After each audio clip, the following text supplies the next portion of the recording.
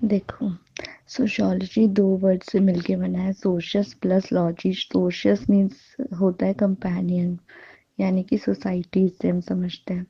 Logy मतलब होता है द स्टडी ऑफ। तो sociology is the study of society. ठीक है।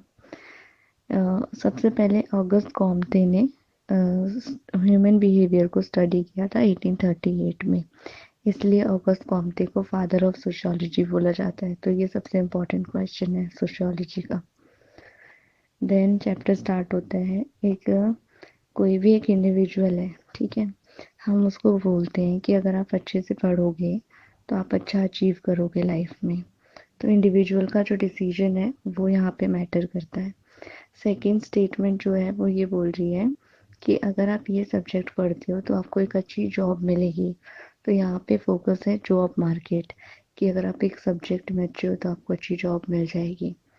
थर्ड जो है वो ये कह रहा है कि अगर आप बॉय हो या गर्ल हो तो आप ये सब्जेक्ट चूज कर लो, जो कि हमने अपने देखा भी होगा सेकेंडरी स्कूल में, कि होम साइंस बोलते हैं गर्ल्स को कि आप होम साइंस कर लो, या मैथमेटिक्स मत करो, वो बॉयज़ का एरिया है, वो स्ट्रॉन्ग है। ठीक है। तो वहाँ पे जेंडर बीच में आ गया। उसके बाद बोलते हैं कई बार सोशल बैकग्राउंड आ जाता है। लाइक अगर आपकी फैमिली का अच्छा बिजनेस है तो वो कहेंगे कि इतना पढ़ने की क्या ज़रूरत है, बिजनेस ही तो करना है। या फिर अगर किसी की फैमिली में जॉब की नीड है तो वो जॉब करने के लिए कहेंगे कि पढ़ लिख के क्या करोगे, तुम जॉब कर लो, पैसे तो आएंगे घर में, है ना। तो अब क्या हुआ, सोशल बैकग्राउंड भी इफ़ेक्ट कर रहा है एक इंडिविजुअल के डिसीजन को। तो जो फर्स्ट स्टेटमेंट थी सिर्फ वहाँ पे जब बोला जा रहा था कि एक इंडिविजुअल का डिसीजन मैटर कर रहा था, बट बाकी तीनों स्टेटमेंट्स में क्या हुआ, जेंडर, फैमिली, सोशल बैकग्राउंड, ये सब चीज़ें भी इंक्लूड हुई। तो इससे हमें ये पता चल रहा है कि सिर्फ एक इंडिविजुअल जो है वो अकेले सब कुछ नहीं कर सकता है, बाकी तीन या और भी बहुत सारी चीज़ें हैं जो इस डिसीजन को इन्फ्लुएंस करती हैं। ठीक है। एंड इसके बाद फिर आती है सोसाइटी, जब हम सोसाइटी को समझना स्टार्ट करते हैं। ठीक है। तो इससे हमें ये भी पता चल रहा है कि सोसाइटी कैसे इंटरकनेक्टेड है आपस में चीज़ें। ठीक है। नेक्स्ट है सोशियोलॉजिकल इमेजिनेशंस। इसमें सी राइट मिल्स बोलते हैं कि पर्सनल और पब्लिक इश्यूज जो होते हैं वो रिलेटेड होते हैं। ठीक है। और साथ में वो इनका डिफरेंस भी बताते हैं कि कैसे डिफरेंस है।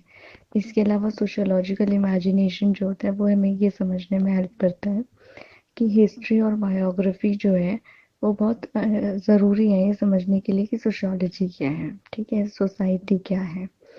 लाइक अगर किसी के साथ पास्ट में कुछ हुआ है तो वो उसकी बायोग्राफी यानी उसकी लाइफ को भी अफेक्ट करेगा। लाइक अगर किसी का पास्ट रहा है कुछ तो उसके प्रेजेंट में उस चीज़ का इफेक्ट उसके बिहेवियर में देखने को मिल सकता है। ठीक है। इस तरीके से सोसाइटी में भी अगर पास्ट में हिस्ट्री कुछ रही है तो वो हिस्ट्री पढ़ना कंपलसरी है या हिस्ट्री को समझना कंपलसरी है प्रेजेंट कॉन्टेक्स्ट को समझने के लिए या इम्प्रूवमेंट के लिए। ठीक है। उसके अलावा इसमें पर्सनल ट्रबल्स और पब्लिक इश्यूज को बताया है कि जो पर्सनल ट्रबल्स होते हैं वो एक इंडिविजुअल से रिलेटेड होते हैं, और पब्लिक इश्यूज जो होते हैं वो ब्रॉडर स्ट्रक्चर में यानी सोशल स्ट्रक्चर में होते हैं। ठीक है। और इसका एग्जाम्पल हो सकता है जैसे कि अगर अभी मुझे भूख लगी है तो वो मेरी पर्सनल प्रॉब्लम है, उसके लिए मैं अपने इमीडिएट मम्मी को बोल सकती हूँ या किसी को बोल सकती हूँ कि मुझे ये खाना है या जो भी है। और अगर एक पूरे किसी एरिया में या किसी स्टेट में बहुत टाइम से खेती नहीं हुई है या कुछ, तो वहाँ पे क्या है, भुखमरी है अगर, तो वो क्या है, वो स्टेट की पूरी प्रॉब्लम है, उसके लिए गवर्नमेंट रिस्पॉन्सिबल है, तो गवर्नमेंट आंसरेबल है, तो वो एक पब्लिक इशू है। वहाँ पे क्या होगा कि जो गवर्नमेंट है उसको इनिशिएटिव्स लेने पड़ेंगे। ठीक है। देन थर्ड पार्ट है प्लूरलिटीज एंड इनइक्वालिटीज अमंग सोसाइटीज। इसमें क्या है, सोसाइटी जो है वो एक ग्रुप ऑफ पीपल है जो कॉमन कल्चर शेयर करते हैं, एक गिवन एरिया में रहते हैं एंड एक कॉमन हिस्ट्री शेयर करते हैं एक दूसरे के साथ। सोसाइटी जो है वो हमें सिक्योरिटी देती है। ठीक है। हमें एक आइडेंटिटी देती है एंड कि हम एक दूसरे से अटैच्ड हैं। ठीक है। वो वाली फीलिंग होती है कि सेंस ऑफ बिलोंगिंगनेस प्रोवाइड करती है।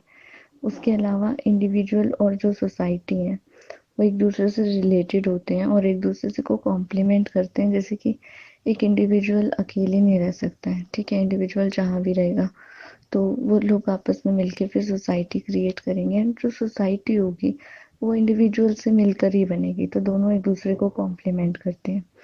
ऐसे ही अगर अगर कंटेम्प्रेरी टाइम में देखें, अभी प्रेजेंट टाइम में देखें, तो हम देखते हैं कि इंडियन सोसाइटी जो है वो बहुत ही ज़्यादा डाइवर्स है, जैसे कि linguistic areas, ethnic, religiously, caste, tribal, बहुत सारे तरीकों से बहुत ज़्यादा डाइवर्सिटी है इंडिया में। इसीलिए जब अगर हम एक एग्जांपल लें कि एक फॉरेनर है, वो इंडिया किसी भी इंडियन को अगर पॉइंट आउट करेगा तो वो कहेगा कि ये इंडियन है ना। और वही जब इंडियंस एक दूसरे को रेफर करेंगे या बताएंगे, पॉइंट आउट करेंगे, तो वो कहेंगे कि कोई पंजाबी है, गुजराती है या मराठी है, या किसी लैंग्वेज के बेस पे डिस्टिंक्शंस बताएंगे, ठीक है। ऐसे तो अमर्त्य सेन ने कहा कि ये सब प्लूरलिटीज तो है ही, साथ में उन्होंने ये भी बताया कि इंडिया में बहुत सारे लोग, कुछ अमीर हैं, कुछ गरीब हैं, और कुछ के पास बहुत ज़्यादा रिसोर्सेज हैं, कुछ के पास रिसोर्सेज ही नहीं है। तो प्लूरलिटीज के साथ साथ ना इनइक्वालिटी भी है।